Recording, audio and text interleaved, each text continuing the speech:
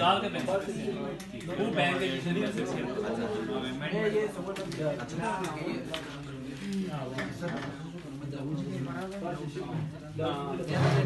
आपने देखा अपने पेपर में मैं नोट करवाना आपने पेपर की क्लास करती ये अमेंडमेंट कोई करनी हो ना एलसी आ गई है हमारे पास और अमेंडमेंट करनी है तो उसकी कौन सी एलसी इसमें है किसी भी क्लास में अमेंडमेंट करवानी है कोई भी क्लास आपके पेपर में नहीं है वो अमेंड करवानी है तो